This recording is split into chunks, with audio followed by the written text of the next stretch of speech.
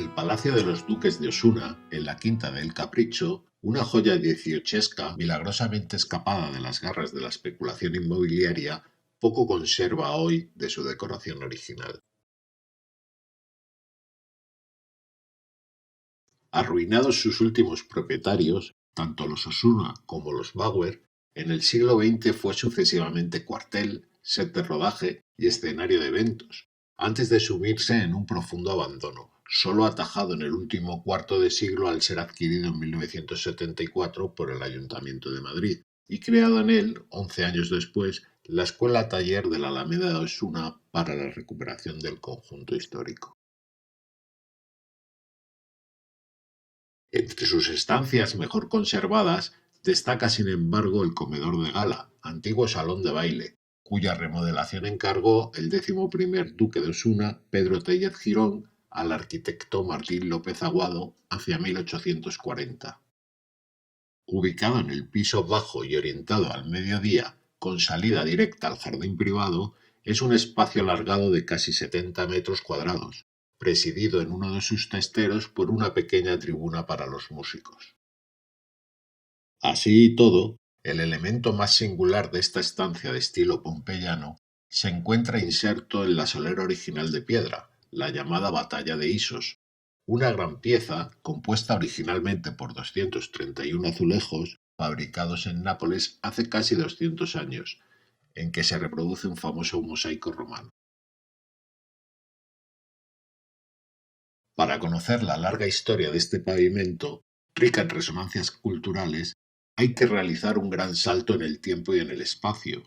hasta la Pompeya del año 79 de nuestra era, el momento en el que Monte Vesubio entra en erupción, arrasando campos y sepultando bajo la lava y la ceniza florecientes ciudades como Pompeya, Herculano o Estavia. Muchas tragedias han ocurrido en este mundo, pero pocas han procurado tanto goce, sentenció Goethe en 1787 en su obra Viaje a Italia.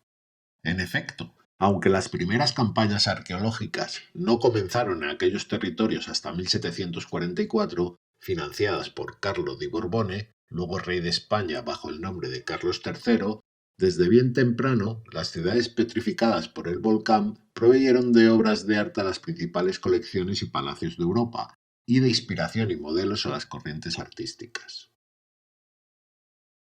El interés por los hallazgos de la antigüedad clásica, apoyado y difundido posteriormente por personajes tan influyentes como el cónsul inglés Lord Hamilton o las reinas consortes María Carolina de Austria y Carolina Bonaparte, o el propio Goethe, no sería el único reclamo turístico del Golfo de Nápoles en la primera mitad del siglo XIX.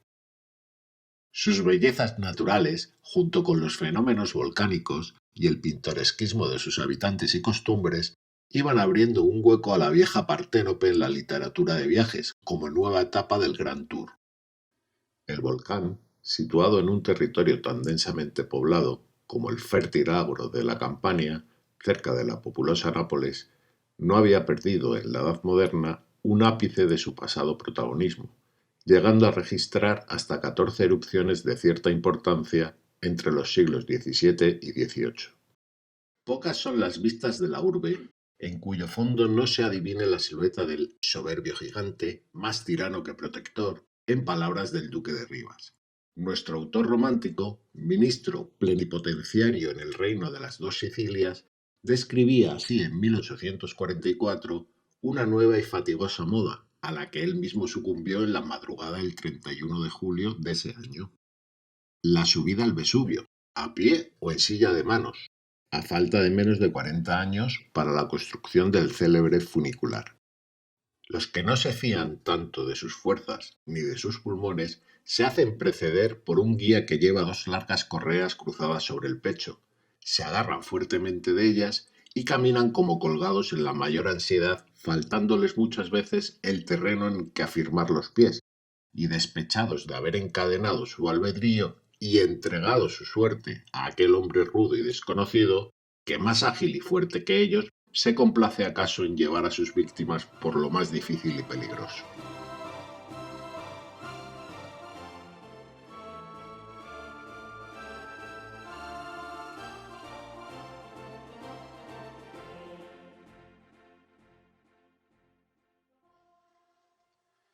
Fue en este contexto de los viajeros románticos apasionados por la arqueología y el coleccionismo cuando el 24 de octubre de 1831 salió a la luz en Pompeya, en presencia del hijo de Goethe, en la más tarde conocida como la Casa del Fauno, el gran cuadro del mosaico. Una enorme escena bélica de 3,17 por 5,84 metros, cuya antigüedad se estima entre el año 125 y el 100 a.C., compuesta con la técnica del opus vermiculatum, por unos 3 millones de teselas de entre 3 milímetros y 1 centímetro cúbico. Su estado de conservación era notable, pese a las importantes pérdidas que presentaba ya entonces, huella tal vez del terremoto del año 63 de nuestra era. Pocos meses después, en 1832, se publicó por vez primera el hallazgo, y toda la prensa europea se hizo eco del gran acontecimiento. Ninguno de los mosaicos romanos, conocidos hasta la fecha, era comparable. Los mayores expertos se enzarzaron en encarnizadas discusiones sobre la escena en él representada, desde luchas mitológicas a diferentes episodios de las guerras médicas, o de la Guerra de las Galias, o batallas libradas por Alejandro Magno contra los persas como Isos o Gaugamela. Finalmente, se impuso la opinión de que se trataba de alguna de estas dos últimas, que enfrentaron al héroe macedonio contra el persa Darío, en concreto la de Isos del año 333 a.C., copia probable a su vez de una pintura helenística del siglo IV a.C., hoy desaparecida, atribuida, según los diferentes autores, al divino Apeles, a Filoxenus de Eretria o quizás y con menos partidarios, a la pintora Helena de Egipto.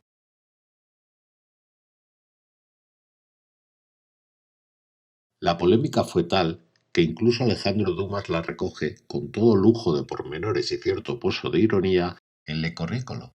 un relato sobre su viaje a Nápoles en 1835, a bordo de la peculiar calesa del Título, un tilburí que hacía trayectos tan populares como el de Resina hasta el Vesubio. Prevista para 2 o 3 personas y prohibida su fabricación ex novo hacía años, recorría la ciudad al galope con hasta 15 pasajeros, según el humorístico relato.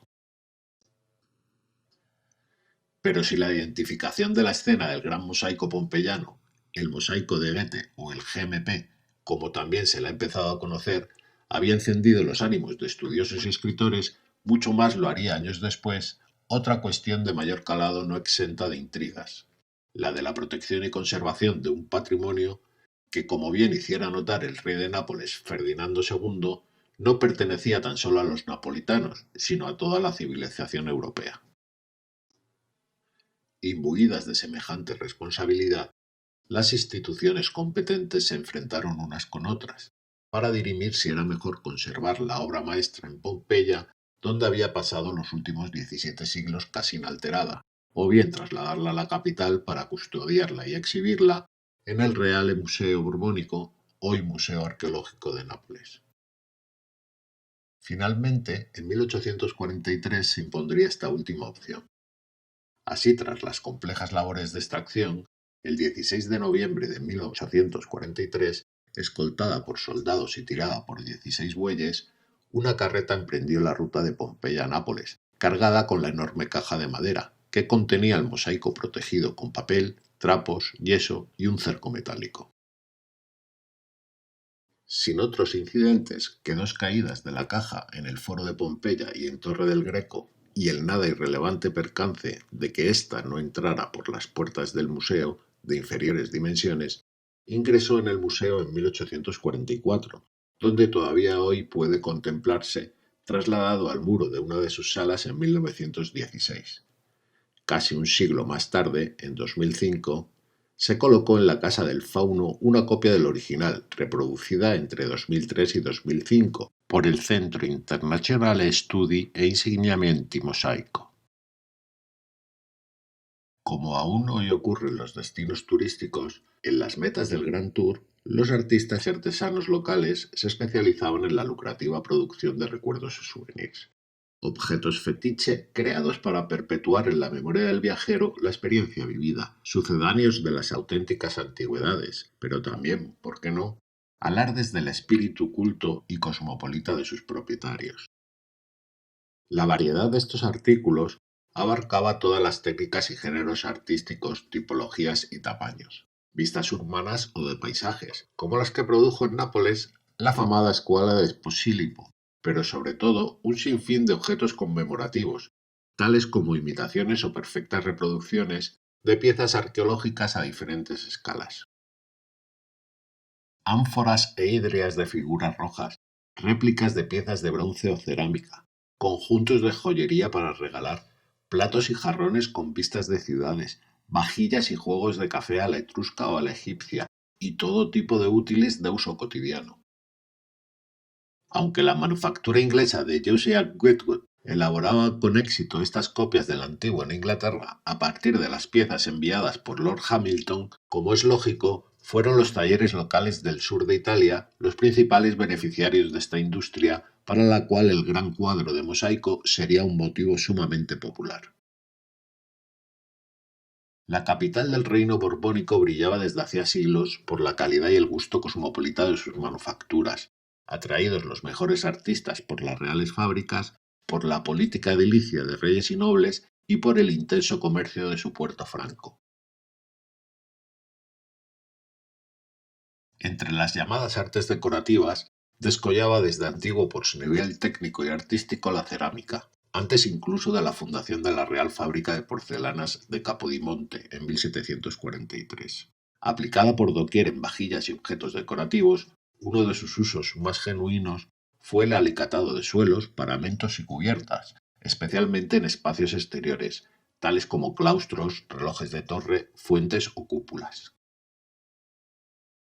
Con ejemplos tan notables como el dieciochesco claustro del Monasterio Real de Santa Clara, en el corazón de Nápoles, o el suelo de la iglesia de San Miguel en Anacapri. Cabe rastrear en este arte la impronta de la tradición hispano-árabe de los ceramistas de la Corona de Aragón, activos en Nápoles desde 1450, bajo el reinado de Alfonso V de Aragón, primero de Nápoles, conocido con el epíteto de El Magnánimo. Avala esta filiación la semejanza del vocablo napolitano utilizado para designar a estos azulejos o baldosas, riggiola, con el catalán rayola, bien diferente del italiano mattonella. Entre los talleres cerámicos o figuline más destacados de Nápoles hay que mencionar los de dos sagas rivales que competían por innovar, por obtener los mejores encargos y por adjudicarse las exclusivas o monopolios de determinados productos, los del Vecchio y los Giustiniani.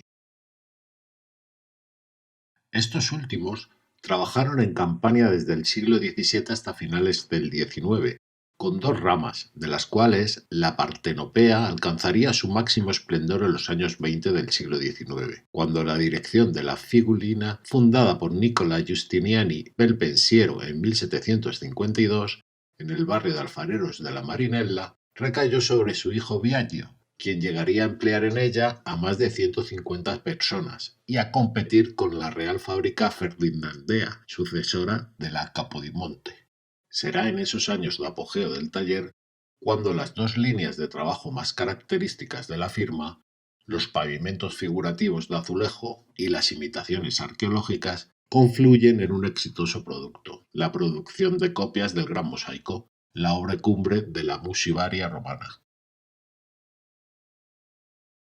Ya en 1820, Biagio Giustiniani había solicitado patente para producir suelos de imitación de mosaico, en los cuales se simulaban las teselas mediante la impresión de una red rectangular, y 12 años más tarde, en la fecha de la difusión de la batalla de Isos, hay noticias de que en su taller se exponían copias de mosaicos romanos fabricados en azulejo. Aunque ignoramos a ciencia cierta la fecha de producción de las copias tamaño casi natural, de las que se conocen hasta 6 repartidas por Europa, desde Inglaterra a Rusia, todas ellas pueden datarse con poco margen de error, entre 1832 y 1844, coincidiendo con los dos momentos de mayor protagonismo del mosaico, el de su descubrimiento y el de su traslado. A pesar de ligeras diferencias de color y tamaño, la atribución de las copias de los Giustiniani es inequívoca, pues aun en los casos en que las piezas no van firmadas con las marcas características del taller, las fuentes escritas y sus semejanzas así lo confirman. Entre las copias más conocidas hay que destacar las dos alemanas, encargadas respectivamente por Federico Guillermo IV de Prusia para el Palacio de Sanssouci en Potsdam y por Karl Adolf Freiherr von Unzucht-Hüttefeld para el castillo de Liebenberg, ambas de 1843. Mientras la copia de Potsdam se instaló en 1855 en el Caldarium de sus termas, donde aún se conserva, la de Liebenberg sufrió varios traslados dentro del recinto del castillo, hoy convertido en hotel, para concluir en un muro en 2002 tras una minuciosa restauración.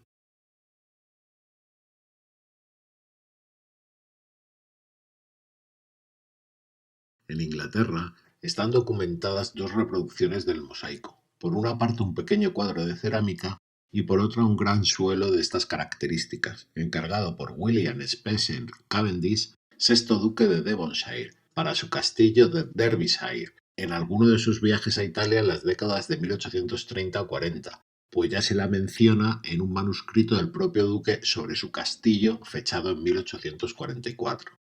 Como no podía ser de otra manera, en Italia existen bastantes copias de diferente tamaño del famoso mosaico, desde un gran azulejo conservado en el Museo Arqueológico a la de la fuente de Villa Vitali en Fermo, o la más importante y análoga a las que venimos comentando, la del Castello di Agli en Turín, encargada por la reina de Cerdeña María Cristina de Borbón-Nápoles.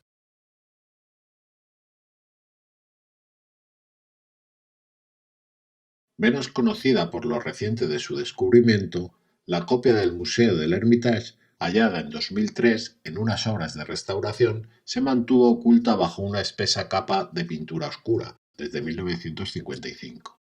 Procedente de la donación de Grigorievna Laval, ingresó en el museo en 1852, no siendo instalada hasta el 1937.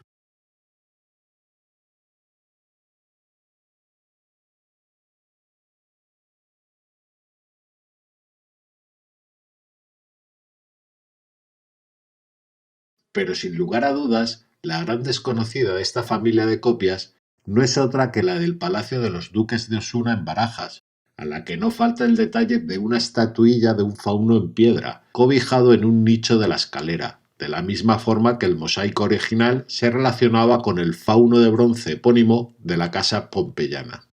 A esta copia se alude ya inequívocamente en 1845, en el Diccionario Geográfico de Pascual Madoz. Pero es sin embargo en una carta al director de la revista El Campo donde conocemos la inscripción, hoy perdida, que acreditaba la autoría: Fabbricato in Napoli da Biagio Giustiniani e Figlio. Suponiendo que efectivamente se realizara en vida de Biagio Giustiniani y que no fuera esto una marca o fórmula utilizada por sus descendientes, podría datarse su fabricación con bastante precisión, entre 1832 y 1838, año de la muerte del maestro Rigolaro. A día de hoy, no se conocen datos suficientes para atribuir el encargo del suelo de la Alameda a uno u otro miembro de la familia Osuna, bien directamente o bien a través de alguno de sus agentes en Italia. Sin embargo, queda fuera de duda el poderío de la casa ducal y su pertenencia a una élite culta, cosmopolita, viajada y ávida de novedades, émula de los más poderosos monarcas de la época.